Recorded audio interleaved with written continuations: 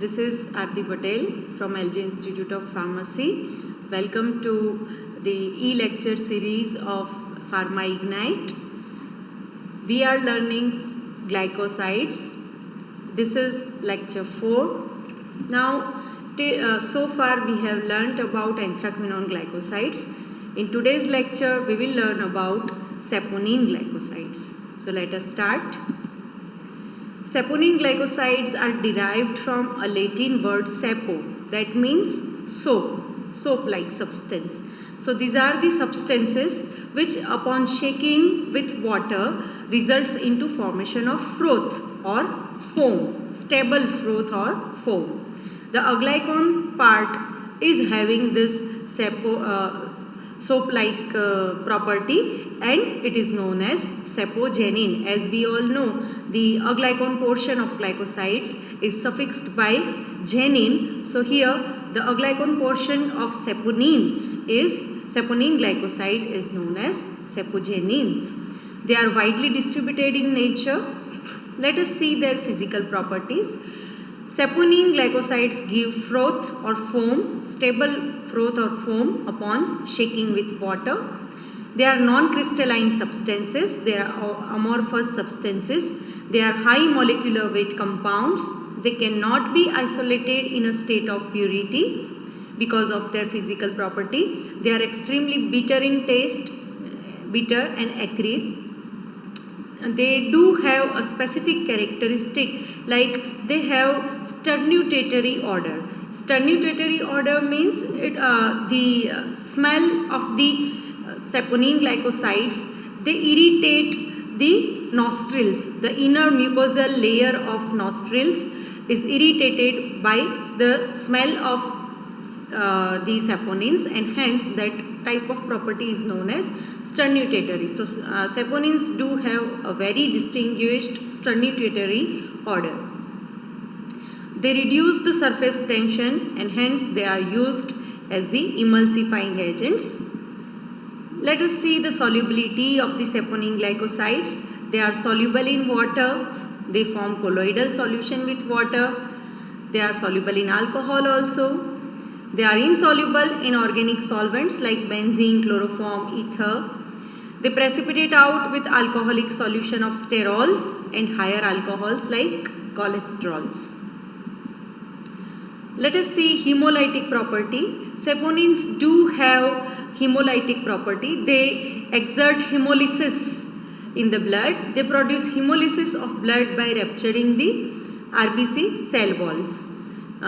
In the warm-blooded animals, what do they do? Let us see. They are toxic to the warm-blooded animals if they are injected parenterally.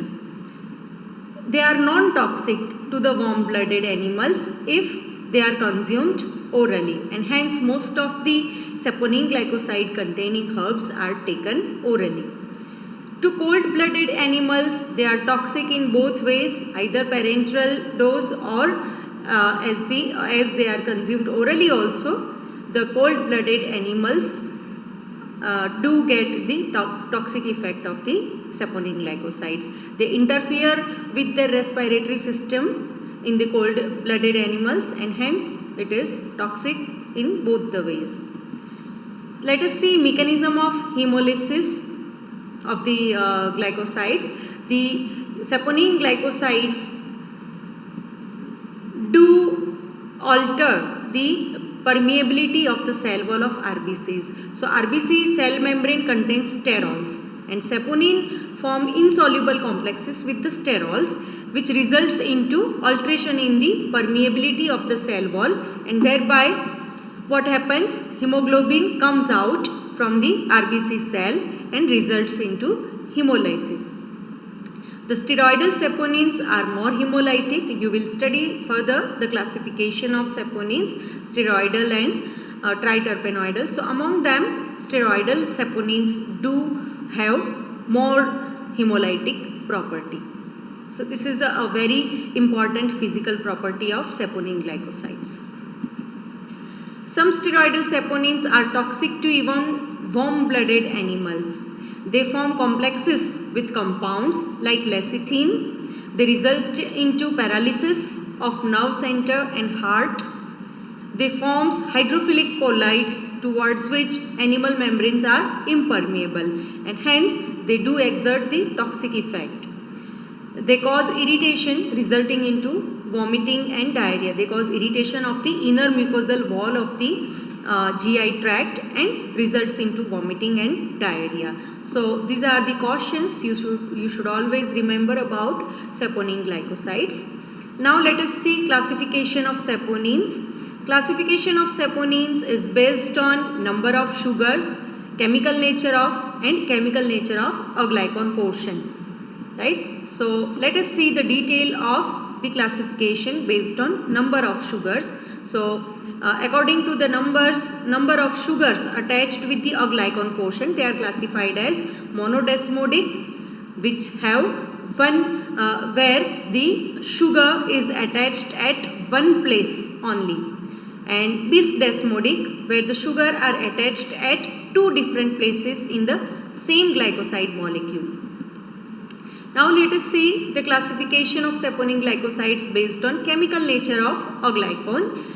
First class is steroidal saponins. They are C27 compounds having basic steroidal skeleton. They are cyclopentano perhydrophenanthrin chemically. And second class under this is triterpenoidal saponins, or they are also known as pentacyclic saponins. They are C30 compounds having pentacyclic skeleton. These are the structures you can see here: steroidal saponins and triterpenoidal saponins. Here number of rings you can see and compare. Now let us see in detail about steroidal saponins. They are distributed less common in nature. They are mainly found in monocotyledon plants. They are found characteristically in Solanaceae family as glycoalkaloids. The glycosides attach with the alkaloid portion, and that type of glycosides are known as glycoalkaloids or steroidal alkaloids. Let us see the chemistry of steroidal alkaloids. The sapogenins, the aglycone portion, is C27 compound having basic steroidal skeleton. They are classified based on the structure of their aglycone part. Again, they are subclassified. So the subclasses are spirostenols, which are closed ring structure, and furostenols, which have the last ring is open structure. So these steroidal glycosides are subclassified as spirostenols and furostenols. They are non-hemolytic in nature. They are rarely found and converts into spirostenols during isolation. These furostenols converts into spirostenols. So mostly in nature, whatever the steroidal glycosides are available, they are in the form of spirostenols. These are the structure you can see here. The ring structure is open and here the ring structure is closed. Furostenol and spirostenols. Let us see the importance of steroidal saponins. Steroidal saponins are commercially more important as compared to triterpenoidal saponins. They are used in the synthesis of steroids like cardiac glycosides, vitamin D, corticosteroids, diuretic steroids, various sex hormones, oral contraceptives, and as anti-inflammatory agent they are used. They are also used as diuretic. They are also used as anti-cancer drug and in the treatment of hormone deficiency syndrome. Because of their steroidal skeleton, their importance is higher. Now let us see triterpenoidal saponins. They are distributed widely in the nature. They are mainly found in dicotyledon plants. Chemically, if we see, they are classified based on their basic ring structure, which is Dammaren ring system or Oleanan ring system. So these are the subclasses of triterpenoidal saponin glycosides, where one class is Dammaren ring type of saponins and Oleanan ring type of saponins. They are Dammaren ring type of saponins are having tetracyclic, 4 number of cycles are there, and olein ring contains pentacyclic. It contains 5 cycles in the structure. You can see here, this is Dammaren type of ring structure. You can see 4 cycles. Here this is the olein type of ring structure. 5 cycles are there. Let us see the Dammaren ring system. Let us learn it. Lanosterol, tiricolol, fusidic acid are the examples of Dammaren type of ring structure, and olein ring system containing are biosynthesized from Dammaren type of compounds.